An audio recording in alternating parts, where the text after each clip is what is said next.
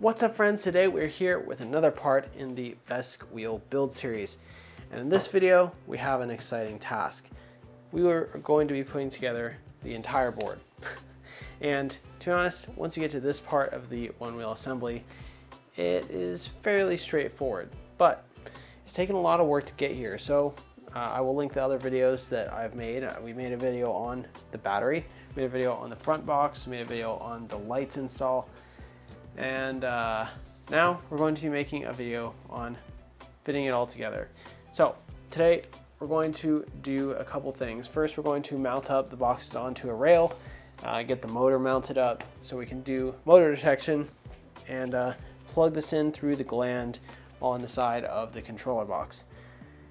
After we do that, then I might split off into a separate video doing the VESC setup, because that's a whole thing in itself. But this video we focus on the mechanical assembly, getting the footpads fitted, getting the bumpers screwed together, all the hardware, all that stuff. So let's jump right into it.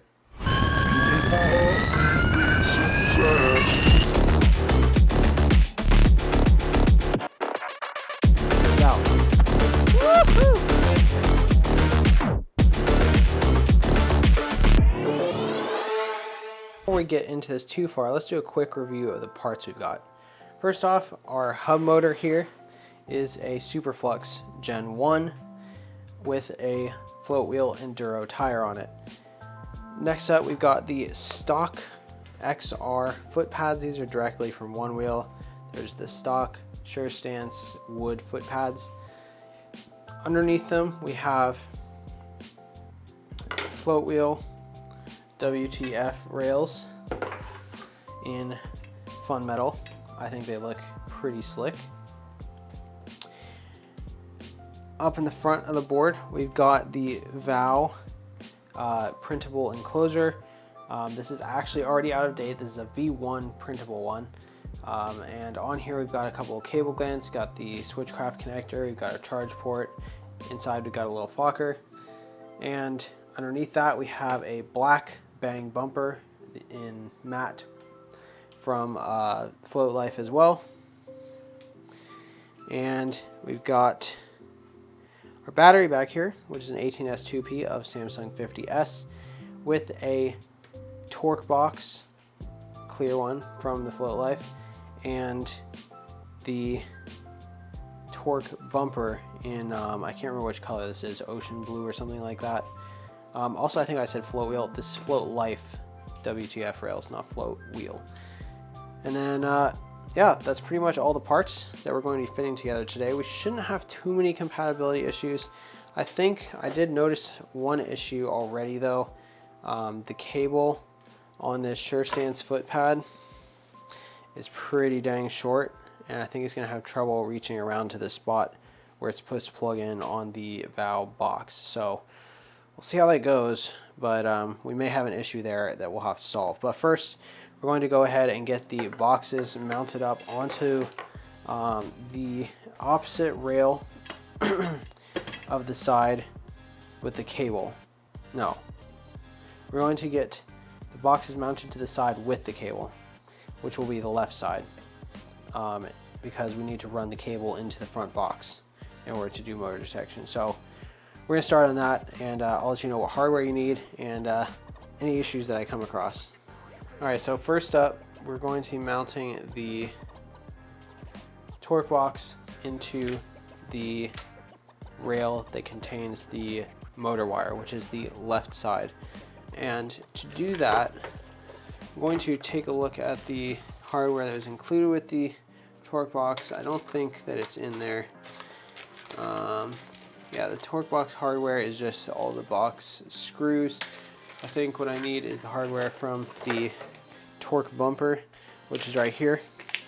In here you have 6, I believe, M5 screws.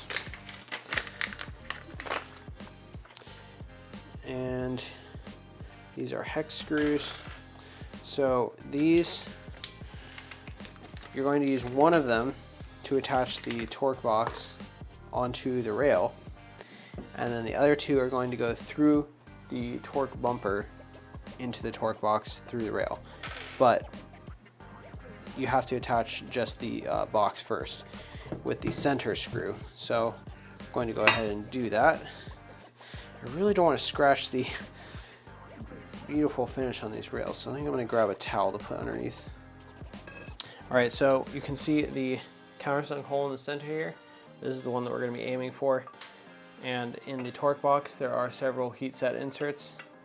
All you have to do, slide this in. Should fit perfectly if the lid is tightened down properly, and the screw hole lines up right there. We'll probably come back here and, ow, goodness, it's quite tight. We'll probably come back here and add some either red or blue Loctite later, but for now, we're just going to do a nice snug tighten down by hand.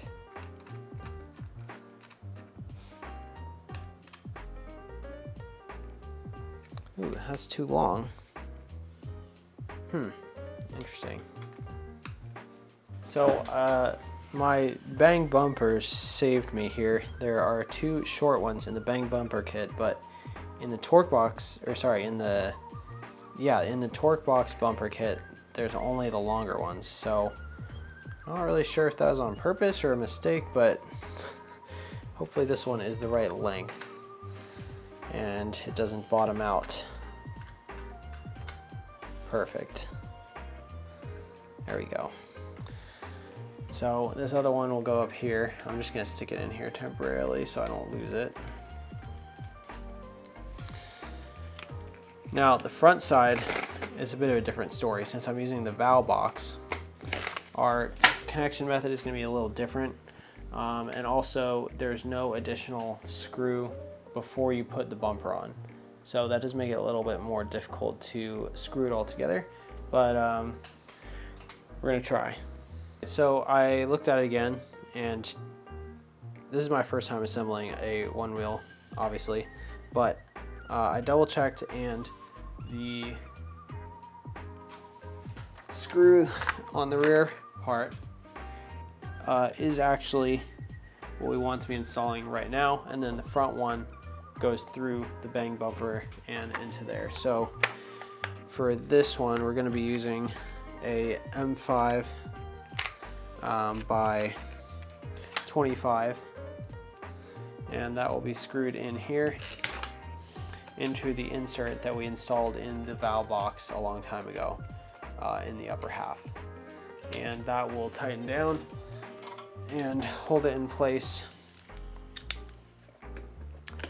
while we assemble the rest of the board and while the bumper gets put on. And there we go. So now both front box and the rear box are held on by one screw. So now we can move on and do the motor install onto this side, which should be fairly easy and straightforward. So let's go ahead and grab the motor. The motor is held on with 4 bolts, 4 very large ones. 2 of them connect the motor to the block, and 2 of them connect the block onto the rail. And what we need to do right now is go ahead and take the ones that connect to the rail out, and then we can set the motor onto the rail and reinstall these screws from the outside.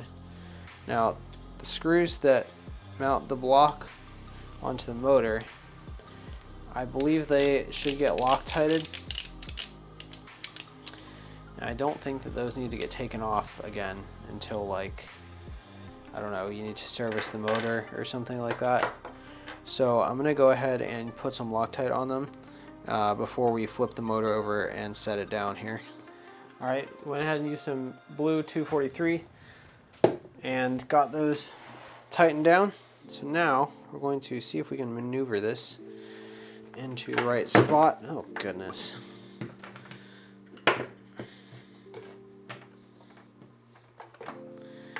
Now we're going to maneuver it properly into the right spot here. And I'm interested to see how this cable works out because I've never installed one of these before. It looks like it's gonna get smashed, but it looks like I can just move it to the side. I'll put you guys down a little further. You can see the cable in there. I think it's supposed to go between that little plate and the rail, which is a pretty tough bend here, but I don't see what other choice there is.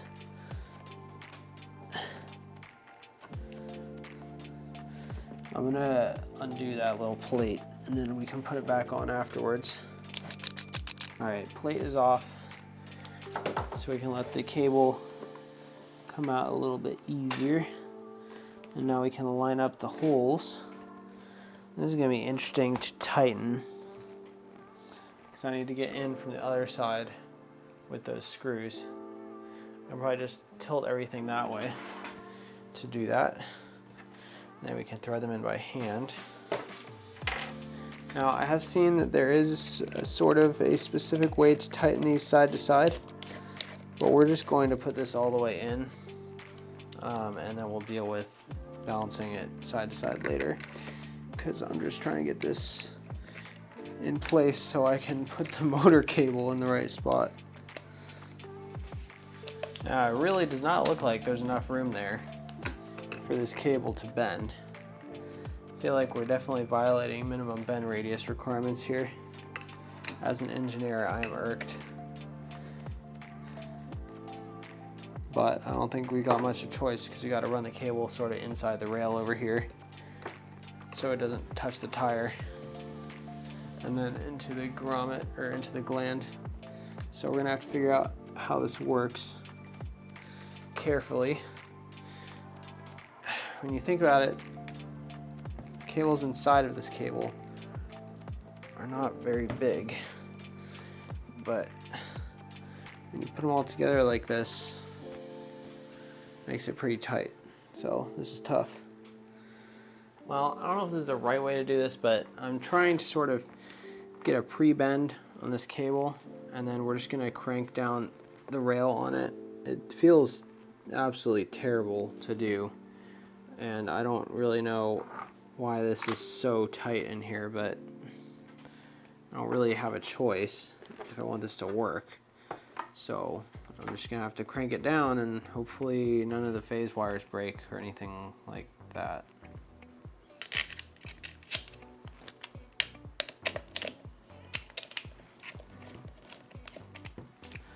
This feels wrong. It's absolutely getting crushed in there. But like I said, don't really have much of a choice, so it is what it is. We're not going to be able to reinstall this plate on the bottom either. There's just no chance. Cable's too big. But there you go, it's on there. Snug these down. Can retighten them later with Loctite. All right, let's flip this back up carefully. Now we have half of a OneWheel. And now I'm gonna stick the other rail on this side just so that I can have it supported while I mess around with the enclosure. But we're gonna have to take it off again in a minute when we go to do the pads and stuff, I think. But we can go ahead and put the block onto this motor, and we'll use some blue Loctite again. There's sort of a tight fit at the back with the torque box, but it's supposed to be. And then at the front we got the VOW box. In the middle we got the hub. So we can go ahead and stick these screws in temporarily.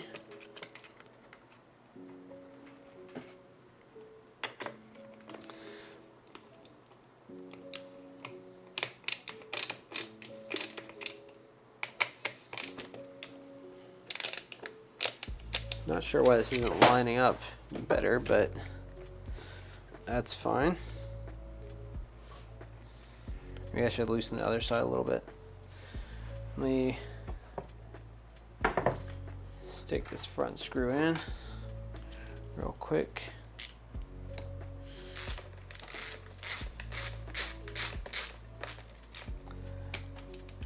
Now, I don't know why this isn't lining up better. I'll just loosen the other side a tad. Man, this is exciting. It's starting to look like a OneWheel. Let's see if we can put this in now. There we go. It's just a little bit off kilter.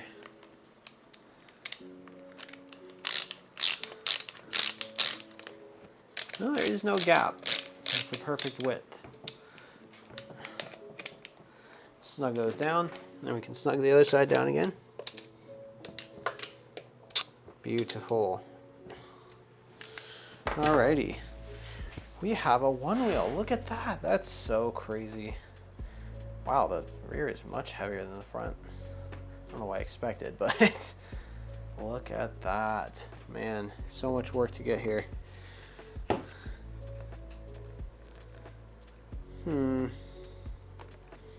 Interesting.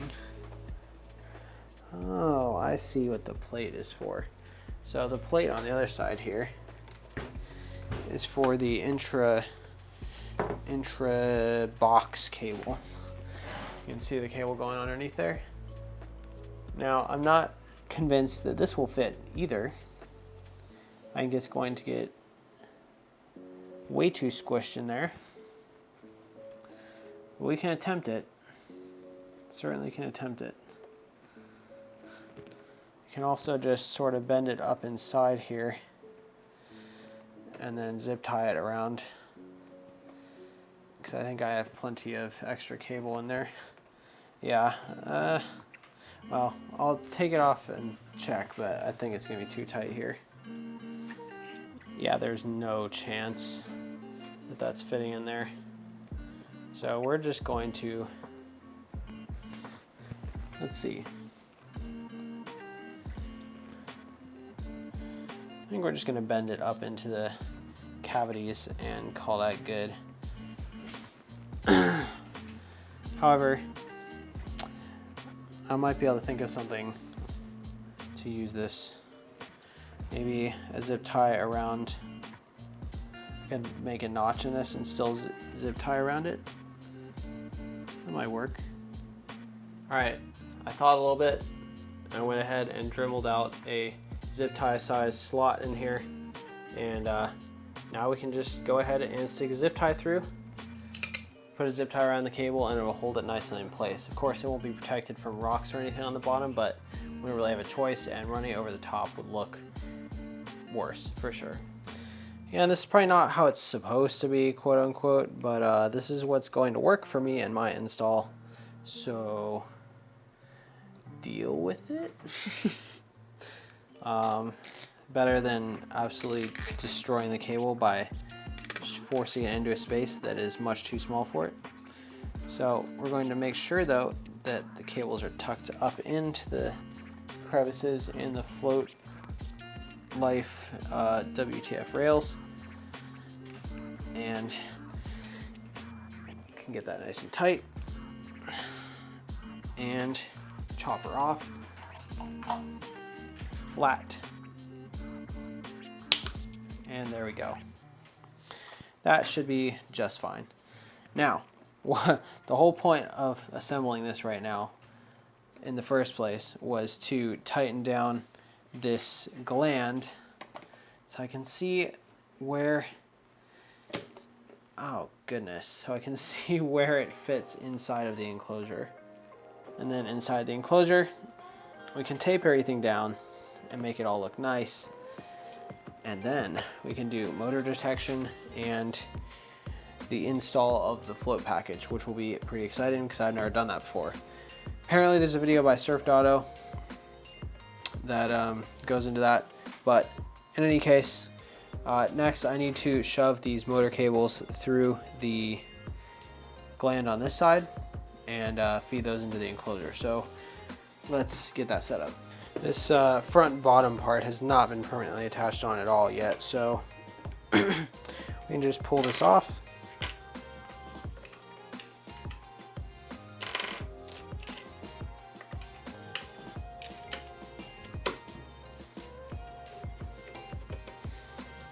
We're inside. Now, things to do here. I'm going to take off this gland piece. This needs to get slid over all of this. Oh man, is this gonna fit? Oh, it does. Okay, I was a bit worried there for a second. Just fits. Awesome. Ooh, that feels a little loose actually. Hopefully this will be able to tighten down all the way. Get our rubber piece. That needs to slide over. Ooh, that's really loose too. Alrighty, now we get to figure out how to feed these through. Feeding sensor wires through is quite annoying. I've done this once or twice because I use these for my enclosures, but it's still annoying. Kind of have to like uncomfortably bend the wires and shove it through sideways. Much easier when you can actually see what you're doing. But we'll do what we can. Alright, we got the stupid sensor wire through. Now we have to shove the phase cables through, which may be slightly annoying since they appear to be the enamel wire straight out of the motor. Not nice soft silicone stuff, but we move. Alright, oh, there we go. Perfect. It's quite a bit of extra cable, but better than not enough, I guess. And now we can feed the rubber bit up. Also, there's not really any turning back here because this is going to be really annoying to undo if I have to. But I wonder if this is even going to tighten down enough. We'll have to see. I'm not sure what the minimum diameter is that this PG 13.5 works with, but alright, that's about where it needs to be. So we can tighten this down, or I can see if it'll tighten down. Well, it reaches. We're good. Tight, water resistant seal. There we go. And now we've got our cables inside the box. Now comes the fun part of organizing this whole box. Alright, as you can see, space in here is quite tight, so I'm going to do the best that I can. We've got our motor cables here. These will hook straight into the phase wires, and then our sensor cable will hook straight into the hall sensor port. The rest of the stuff in here, got footpad sensor going through here, which apparently we went through 2 of the wires on that on accident. Oops, I wonder if I can get that out. One thing that I really dislike about skateboards is when they rattle. So one thing I'm going to do real quick is go through some of these connectors and put some double-sided tape under them, double-sided foam tape, so they can't rattle around in here, because that really irritates me when I hear that, especially on something that's premium. So we're going to go ahead and do that with these little ones, and then probably the fuse holder as well.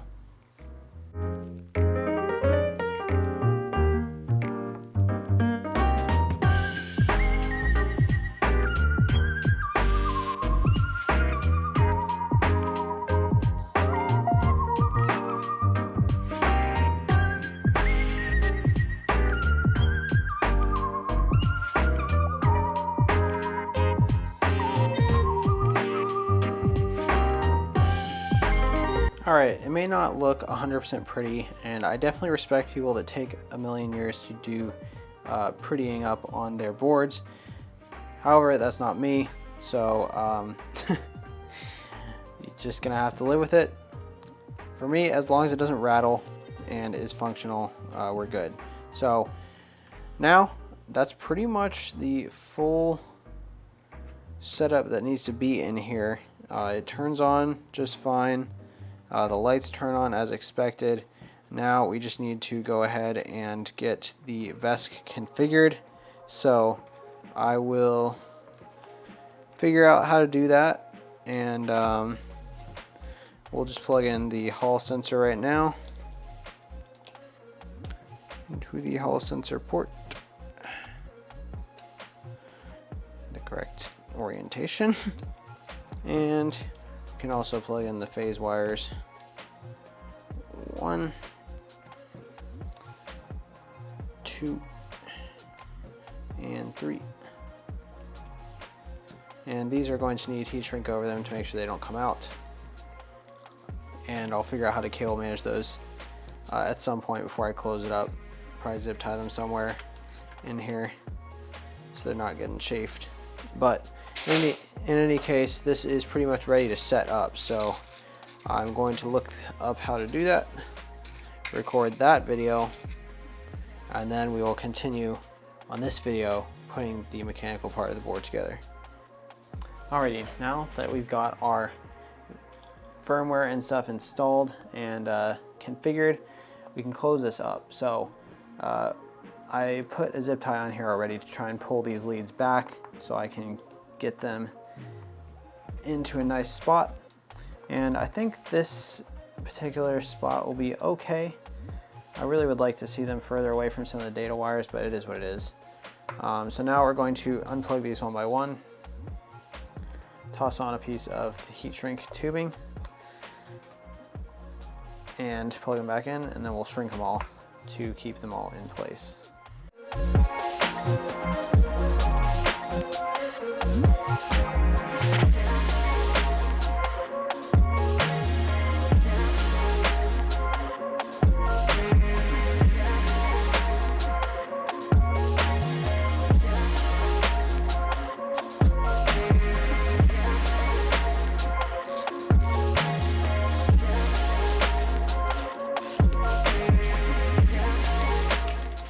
So this is what I was talking about when I said that this might require some modification. This is nowhere remotely close to long enough to reach where it's supposed to be mounted. So that is super unfortunate. Not really sure what I'm going to do about that yet, but gotta figure that out. So we'll see. However, on the rear, we should be good to mount stuff up. So I'm going to mount up the bumper first. And this is going to attach with 4 countersunk screws that should be in the bumper screw count box. So we're going to grab 4 of those. We need the Allen key for that. I'm not sure if these are going to bottom out, so I need to check both sizes. But it's sort of surprising to me that this is mounted with only 4 bolts, but hey, maybe it's stronger than it looks.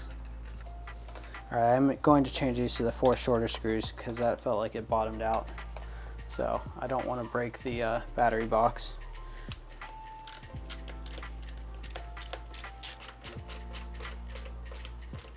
Alright, there's the bumper mounted. Alright, so there are 2 other screws to install here on top.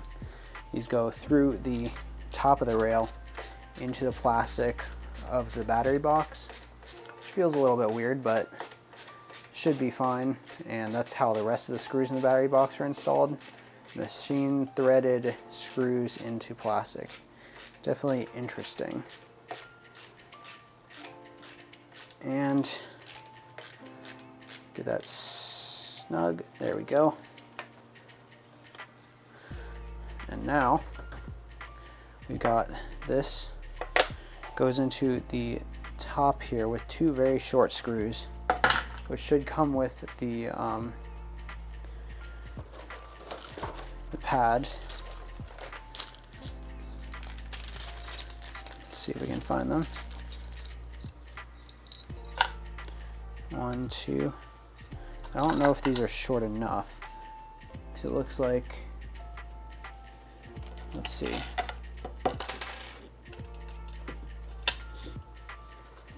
That looks too long to me. I'll double check. If you recall, we were working on the screws on the top before. So these screws, the ones that are at the front here, they were too long and they were starting to poke the battery box. So I had to take 2 of them and cut them down by 3 millimeters each so that they would be short enough. And so I did that. Now the only 2 left on the back here are these rear ones. Not really sure how long or which ones you're supposed to use, but there are screws with the bang bumper. I think these ones are going to be the same as the ones with they came with the pad. Let's see. They're different. Well, they're shorter, but same threads. Let's see if the pads one is the right length or if the bumper one is the right length. I'm guessing it'll be the bumper one because this kind of looks like it's going to bottom out. Let's try this on this side. Yeah. Okay, so you need to use the screws from the bumper. Not really a surprise there, because these are too long.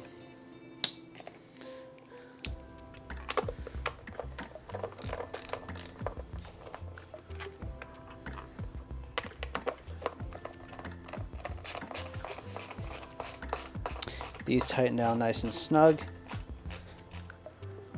It kind of feels like I'm killing the plastic, but they do need to get tightened down all the way, so what are you gonna do?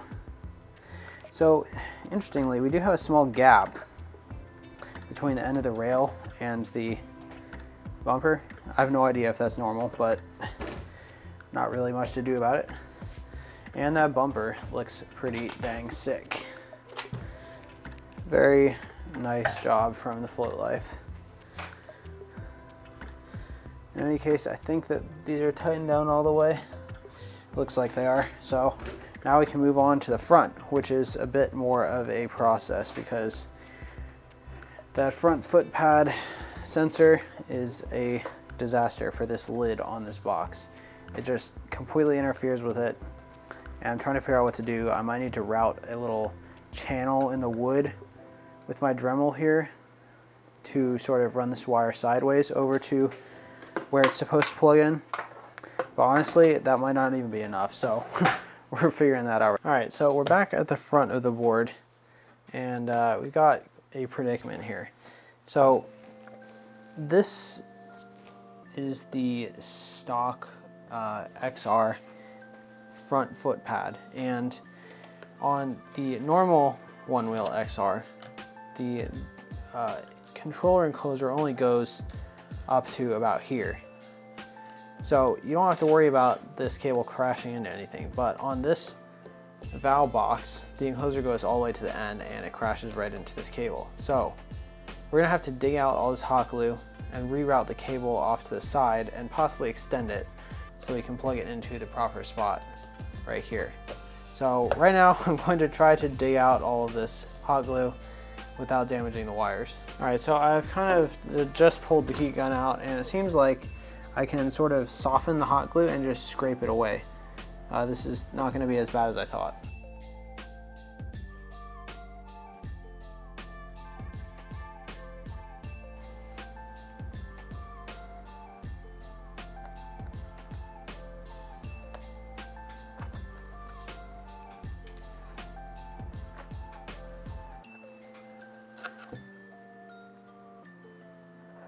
All right, I got this all gouged out and we got the cable and connector unplugged. This is basically just a little Molex connector here and should be fairly easy to extend, but now I have to figure out the cable path that I want to take through the side of the foot pad here, and also if I'm going to need to extend the wires, which I think I probably will need to extend them. So we'll have to take this connector apart, which shouldn't be too bad. You can just carefully grab the end and loosen Then you got your back shell, which will not fit through the Molex, but that's fine. You got your compressor and you got your rubber gasket. And then inside you have your 3 heat shrink connections and your actual connector. So this should be fairly easy to extend. The only thing is I don't think I have any 3 conductor wire laying around, so I'm gonna have to do it kind of janky with some thinner wires that travel individually, but I do have Molex connectors and crimps, so I should be able to at least get that connection done properly and then sort of snake the cable off to the side. But now we're gonna flip the board over and see if I can draw out a path that I want to try and Dremel out of this wood. All right, so I went ahead and put the top foot pad on, and I did this mostly so I can see how this all fits together. So if we go ahead and mark on the foot pad with the Sharpie, just make a little mark where I think I want the wire to come out, maybe like right here. You can sort of draw out where the connector is, and then we'll just go ahead and try to stick this in. This connector is a little bit annoying to get in because it has a gasket in it, but it's doable. So there's the connector in, and for reference, the back shell is huge on this thing. I don't really know if I quite agree with the design of using a Switchcraft connector here. I feel like I would much rather use something with a shorter back shell, because what you're going to see here in a second is just how bad the bend radius is going to be to get this into the spot it's supposed to be. Basically, it needs to do a 90-degree bend, actually worse, an 180-degree bend to get into the spot where it needs to be. And then you have this connector sort of sticking out past the edge of both the top plate and also the wood here. So it's not necessarily what I would call an ideal scenario. However, what I have been thinking is that I may just take the back shell off, pot it with hot glue, and cover it in a piece of heat shrink. And that way, I know it's not the best, but we can bend it down and put a piece of heat shrink over it, and that way it won't stick out past the wood, and it feels like a lot less of a catch hazard for rocks or sticks or anything like that. And it does bend the cables pretty close here, but it's better than having them cranked off the corner at the back. At least that's what I'm thinking. So now that we sort of have an idea of where the connector will be with the back shell off, I can go ahead and take the foot pad off again, and then we'll look at dremeling out a channel for this cable to potentially go through. The other option is it goes back up that way instead of out to the left. So I'm going to put another mark there.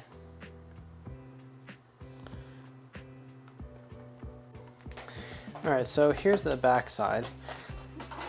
I drew those marks. Oh man, we're scratching up the rails. So we can take the cable out either like this way or like sideways or like somewhere in between. I think what I'm going to do is a nice curve to there, or maybe it would be better to come out a little bit like that, so then it can come out, go in like that. Yeah, let's do something like this.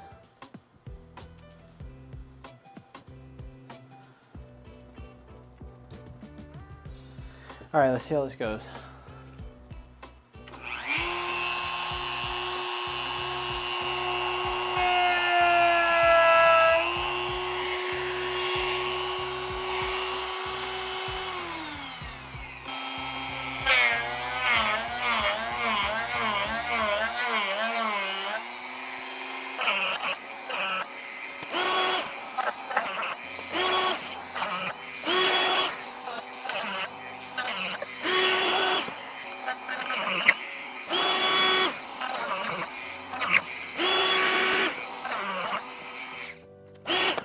All right, so after some effort, which is quite annoying, we have a channel. It's pretty messy, but I think that it will work. So we're gonna go back and try and test fit, see if this comes out far enough. And I think we'll need to extend the cable for sure, but we'll see. As you can see, test fit is good and the cable comes out right near where it needs to be. So we should be able to fairly easily, at least without the back shell, get a cable to turn and go down through that channel. So now we're probably gonna have to go ahead and extend this cable a bit.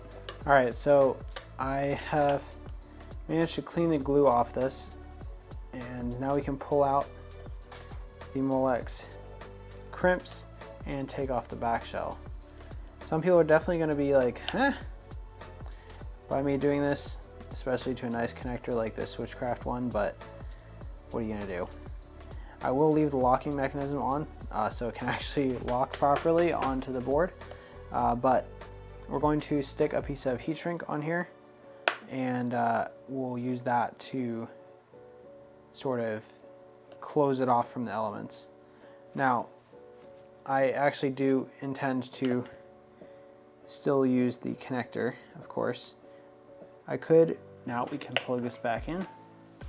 I don't know which way it went though. Ooh, probably should have checked that. Oh wait, it went this way, never mind.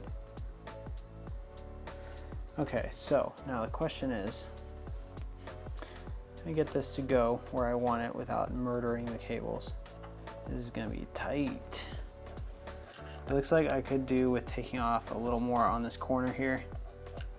So we'll go do that super quick. Now that I got this to a place where it fits, we can go ahead and test fit it on the board.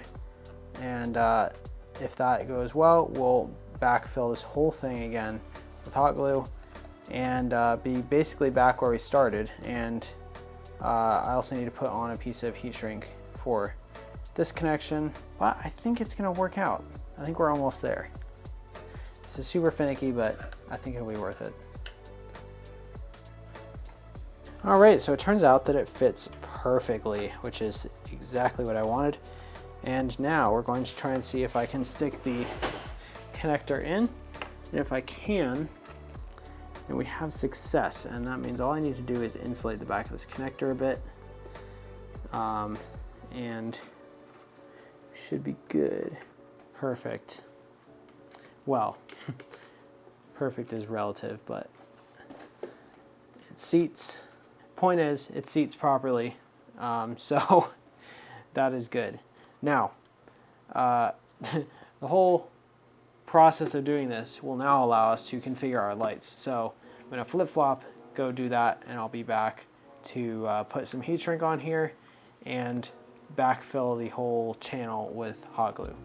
Man, so I have been messing around for a while now, and finally figured out what the problem was.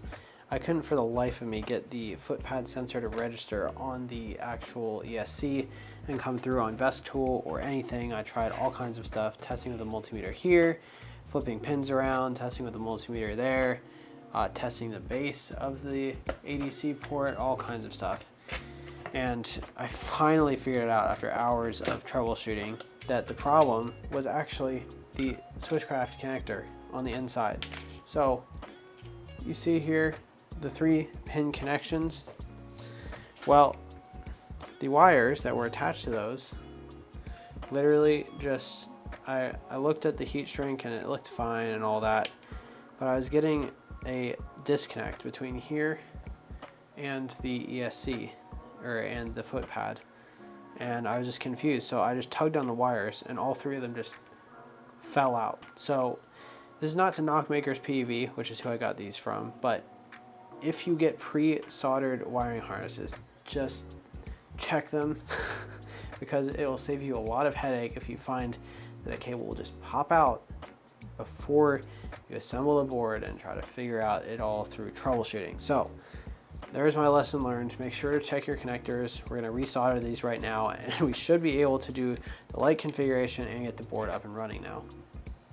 Alrighty, after all of that effort, a lot of which was off camera, we now have a functioning OneWheel, and that is awesome. You can see here the back shell that I made for this cable. Inside here is filled with hot glue, and then I put heat shrink over it. And then on the inside we have a double heat shrink layer to hopefully keep all of those solder joints intact. So everything should be good now, so we should be able to close this up. And I did go ahead and check the foot pad, and both sides show up in the float UI in the VESC app. So we'll close this up for now, and then we can configure our lights and do our final tuning for the VESC setup video.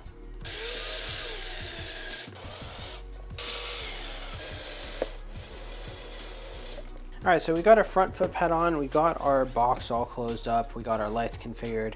So now it's time to put on the front bumper. So the front foot pad was able to use the standard screw length from the OneWheel Sure Stance Footpads kit. So that was great. We do need to do 6 screws here though. And for the rear ones, we can use a full length one from the Bang Bumpers kit. And then for the middle ones here, we need to use extra long ones to fit into the VOW box. And then for the front ones, we can use ones from the Sure Stance kit. So let's get going. All right, so I got the Bang Bumper bolts in here lightly. And now we have 2 long bolts that are from my own supply that will go down in here into the VOW, whatever you want to call it, enclosure inserts, and we'll stick those in now. These are M5 by, let me double check the length. I believe they're 35, M5 by 35. There's a chance that I bottom these out and I might need to go to the garage and cut these down to 30. But I'm going to try and use the full length first, so I don't have to cut the bolts. But it's very possible that I will need to. We'll see here. There's a long distance too that it needs to line up to, so this might be a little bit difficult to get it threaded in. But I'm gonna see what I can do here. All right, I got it aligned, so we'll get these tightened down pretty much all the way now. I had to take out these rear ones to do this, but I'm also remembering that there are 2 other bolts in the top underneath the foot pad towards the front of the board that we'll need to go back and tighten down. So we'll snug these and then we'll tighten them later. These will get all the way in as far as we can. There we go. Nice. And there's 2 bolts that will go into the Sure Stance foot pad, but we're gonna wait to put those in until after we grab the 2 bolts that are underneath this foot pad.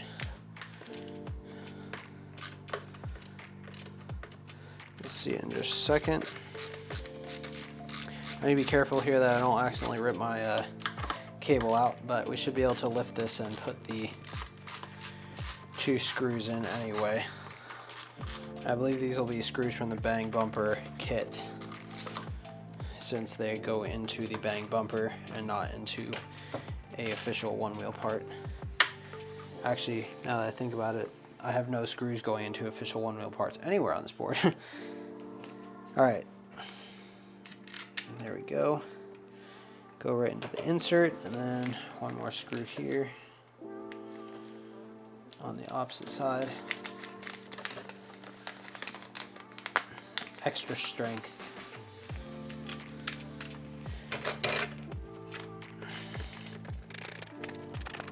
Ah, beautiful. It's interesting that they didn't have these on the aft foot pad, or sorry, not foot pad, on the aft, what do you call it? The aft bumper. Maybe I missed them, but I don't remember seeing them. Maybe I should go back and check, actually. Also, don't really know how tight to make these. You gonna call that good? I don't want to strip the insert out of the plastic, so we'll call that good. Also, we're probably gonna have to come back after a certain amount of mileage and check the tightness of all these, since I haven't put Loctite on any of them. I probably should be putting Loctite on these, but I'm not. All right, last two bolts.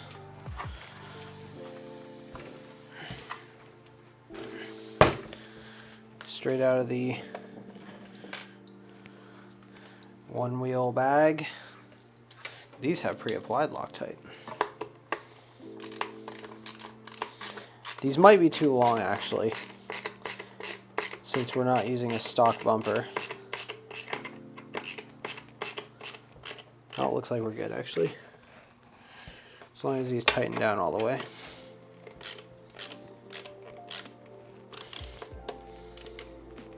I think we're good.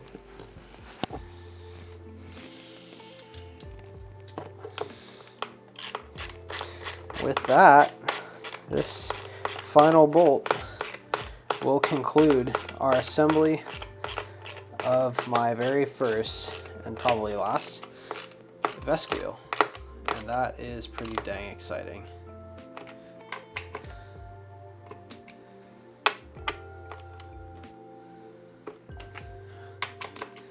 It's always so hard to tell how tight to make these.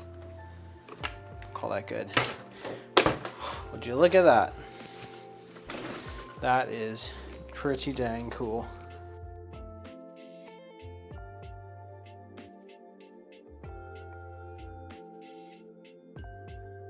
Alrighty guys, we are finally done.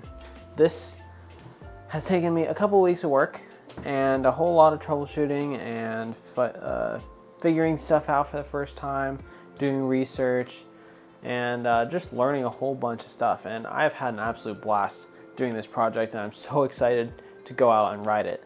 This thing is exactly what I was hoping it would be, and now all that's left really is to go out and ride and get a good tune on it. I'm gonna do some looking around and see what people do in terms of tunes, because I know there's a lot of stuff that you can configure, and I'm sure there's some settings that are super important that I definitely would be interested in turning on, so I'll look around in the community for that. But overall, do I suggest building one of these? Probably. I would say that this is a very advanced DIY project unless you happen to buy parts that are all perfectly compatible. I had some fairly good luck with compatibility, but there were definitely a few things where I had to make modifications in order for it to work. But overall, I'm just super happy with this, and it looks amazing with the silver rails, the bang bumper, torque bumper. All these parts from Float Life really make this thing come together in an awesome way. And this thing is a beast. I'm really excited to learn how to ride this thing like a pro. And ironically, the only one-wheel ride that I've been on was actually off-road. And I intend to go back on that ride with my friend with my own board this time, and I'm super excited to do that. So hopefully you guys enjoyed this series. Let me know what you want me to see, what you want me to do on this board, what you'd like to see, and I'll try to make it happen. I'm open to doing some collabs with people and doing some cool stuff. So let me know down in the comments. Leave a like if you enjoyed this series. There will definitely be more content in the future from my OneWheel stuff, but yeah, thanks so much for watching. Stay safe, keep on riding, and peace out.